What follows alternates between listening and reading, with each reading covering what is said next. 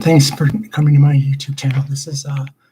It's my first video I'm doing about my health and what I've overcome obstacles. But just want to let you know that there's going to be some positive stuff and a few sad things, but nothing to cry about. Okay? Hold on a second.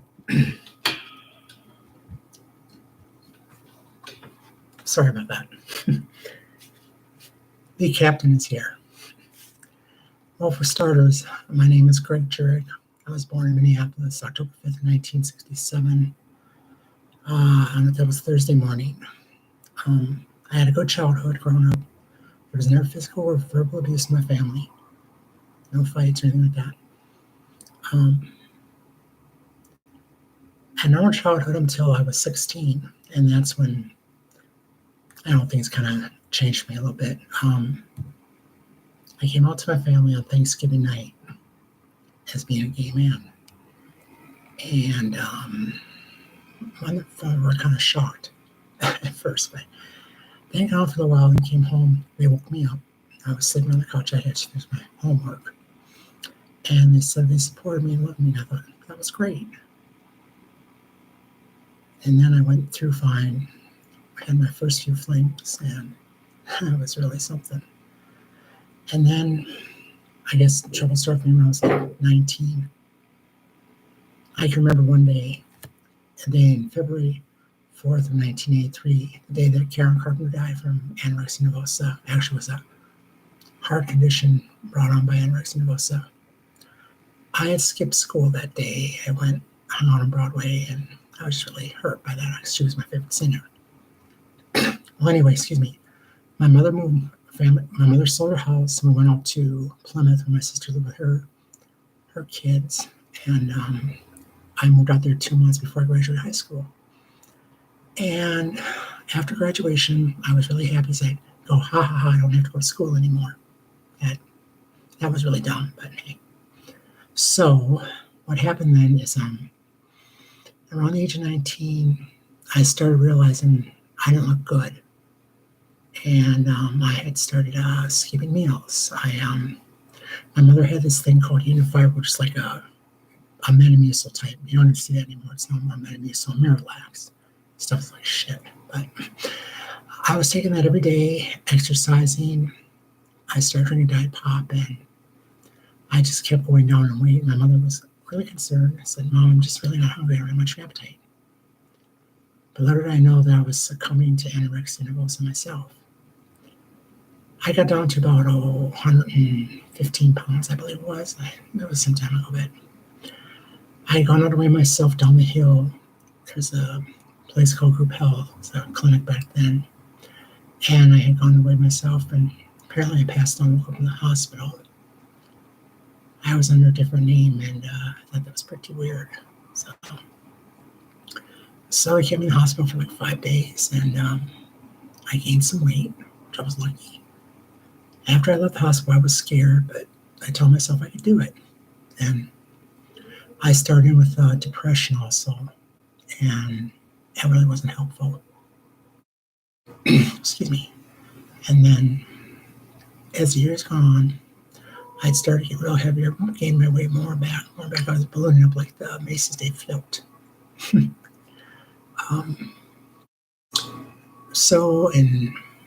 I lost my parents, my father in 2000, October 30th, and my mother in May 29th, 2005.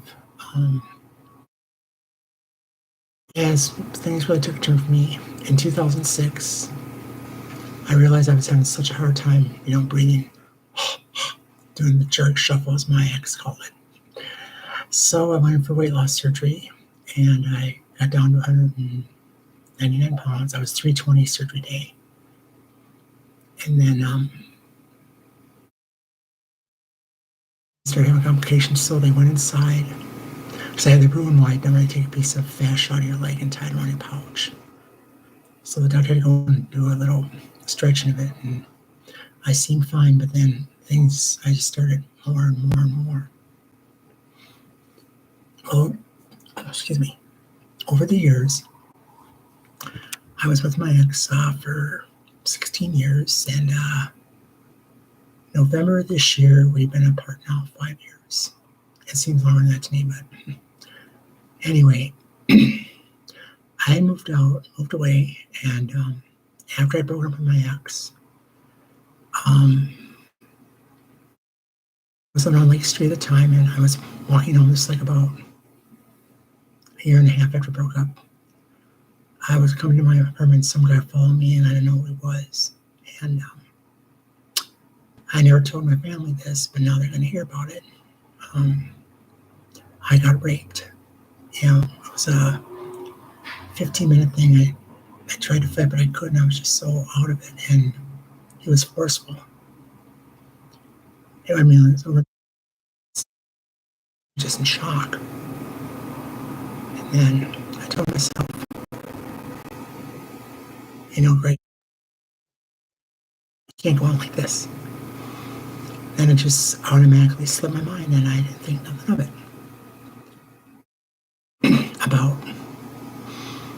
About a year and a half later, 2 years, it was 2 weeks before Christmas Eve, actually. I was went into my bathroom, I broke my scale. I weighed at 244 pounds. Oh, wow, that's typical. Say gained some weight after weight loss surgery. That was in 2006. So you're talking 19 years almost, 18, 17. And then 2 weeks later, I dropped 20 pounds instantly. I thought, oh boy, that's really bizarre. 244 to 224 in 2 weeks, that's really something. So I really got kind of concerned, went to go see my doctor, who was a very good primary doctor. I've had him for 16 or 20 years old. And he did some blood work, and he found out I had something called herpes simplex virus type 2. I did not know there were 2 types of viruses. I was really surprised. But right away, he put me on this pill called valacyclovir, and that stopped breakouts. Thank God, I've had no, problems. Then he put me on PrEP right away just for safety, and that has been a godsend too. But after that time, I was on that. I still kept losing weight. I didn't have much of an appetite. Nothing stayed in me, and I thought, oh boy, something's really wrong here. So I went for some more blood test, and my A1C dropped very low. And then 3 months later, they wanted me to do more blood work, and my A1 diabetes, and which I'm happy I did. They reduced a lot of my medications that I've taken. And then at the last physical I had shrunk an inch. I'm now 5'8". I was 5'9" for quite some time. And I'm currently tipping the scale between 140 and 143 pounds. So it's like a teeter-totter, tick-tock. What can you do about that, right? It's to me, it's just really pretty bizarre if you ask me, But I told myself I could do it somehow, and it's kind of funny. Yeah. Oh, stop it. It's not that funny. Sorry about that, silly audience. So I've maintained it now. My family was concerned. My sister was really kind of, at a party, she said, what's going on with you? Because I kept going to the bathroom. I couldn't stop. So I went into an eating disorders clinic for a evaluation. And they took me around. It was called Melrose. It's in St. Louis Park. It's three-level place. It's beautiful. And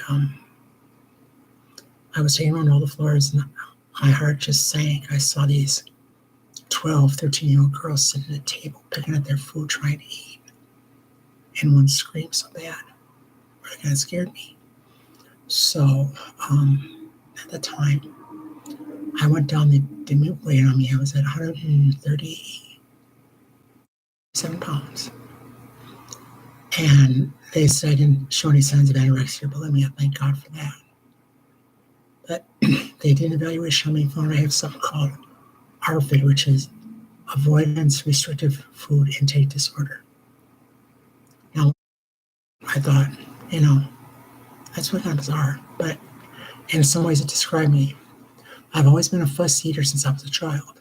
My mother used to say, Greg, I don't run a shoulder or a kitchen. So here to say that. And all this time when I was losing weight, I thought it was from my herpes virus. And my niece's husband looked up and said, "I don't seem like that." But then I read on, I think it was WebMD, I believe, or Wikipedia, they can lose a little weight from it. But this is, to this day, nothing stays in my system hardly anymore. I am most going like maybe 1 or 2 small meals a day, and usually when I can, in order to satisfy my cravings, I usually go out and get a venti Starbucks mocha cream crumble frappuccino, which is one of my favorites. I love their drinks; they're so good. Their coffee's way too strong. I can't drink hot coffee there, and so I drink that a lot when I can, and then that stays in me for some time. Then, of course, I lose it, and I have been going to therapy and had a psychiatrist for many years. They've been wonderful. My therapist had me years got down to stuff, and he told me he said something to me. I can't remember exactly what it was, but then I told myself that, hey, I was raped. I had blocked it out for so long, and it's like it just opened up again. I thought, oh my God, what am I doing here? Great. And before I opened that up, the guy who did it, he did die 2 years ago. He's dead. So that's what I know for a fact. I don't know how he died. It just was in the paper. And I thought, okay, fine. I never went to the police. And I don't know why. Just like I said, I just wanted to, put it on my mind. But then I realized, and people don't take this wrong way, I don't ever believe it, but I guess at the time I kind of enjoyed it because I thought I always had like a fantasy of that, but then I thought, that's not the way to go. So I've been dealing with that pretty well. I still have a couple nightmares once in a while, but now I'm really scared. And I think about a lot of things I could have done better. Things if I could change my life, but I can't do that right now. What I want to say is to everybody out there, if you feel, like you can't handle anything, you feel pressure, or you want to just scream, just take very good care of yourselves. Don't go into anything, whether lonely or not, because you can pay the price, and I practically did pay the price, but since being on medication was caught early, which I'm very happy. I'm glad I don't have HIV. But as for the eating ARVID disorder, I don't know. I think it's a little too late for me because I'm going to be 58. And I just want to tell all you young men, kids, guys out there, because you see an image you don't like, don't let that get you. Because in the long run, you can kill yourself and it's not worth it. Now, I'm trying to eat a little more. I think I'm doing pretty well. But I still lose it. And I just want to say in closing that you guys, for out there who struggle with things like I do, you will be okay. You're not going to go crazy. That's what I thought I was going to do for some time. I remember when I first found I had the herpes simplex virus, I came home. I screamed and threw such a tantrum, like a little baby. I even smashed a couple glasses, my prized possessions. But I told myself, you're acting like a baby, stop it. You did this to yourself. I mean, you didn't expect it to happen, but you did. And you pay the price. And that's what I'm doing. Like I said, I'm on some good medicine, and some all my diabetic medicine's gone. My doctor put me on this thing called Manjaro. It's 12.5. It helps prevent diabetes more, and I don't have to take what do you call it, Victoza or anything like that to text my blood anymore, which I'm lucky. Also helps control appetite. So I do it at times. I get very weak, but I tell myself, just don't relax. And I forgot to say, I also suffer from chronic fatigue syndrome. I've had that for all my life, but then vision was diagnosed about 8 years ago, and it it wears you down, but you just keep on no matter what you do.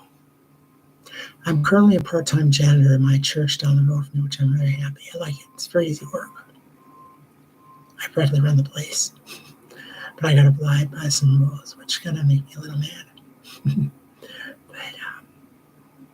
But I have to admit, even though I'm going through stuff right now, some ordeals I've overcame, people think I'm very happy.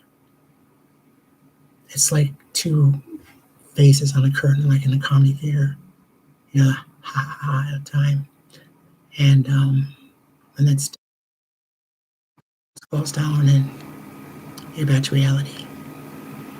We call it like a charade nowadays. Some people call it different. I'm not really sure, but it's not fun. Yeah, it's hard to find a companion now. People I've tried to talk to think of me as a sugar daddy because I'm 57, and believe me, I'm no sugar daddy. That's kind of an insult to me. I mean, I am older, but I'm no daddy. Well, I guess in the category called daddy, yeah, but I'm not sugar. No, I'm just normal Joe like everybody else. So in closing, I just want to say that to everybody listening out there, my relatives, my family, and my few friends on Instagram, Threads, TikTok, Spotify, not Spotify, but what's that thing? Snapchat. I love you all. I want you all to be safe, and I pray to God you guys be careful and don't make any stupid decisions if you're trying to find love or anything like that. In the long run, it's not worth it. And I just feel like today's a good day for me, so I have a little thing here. Thank you. It's very kind of you. I appreciate it. So, I don't know, just figure out what we do. Take it one day at a time. God bless you all. You have a wonderful day. God loves you. Bye-bye.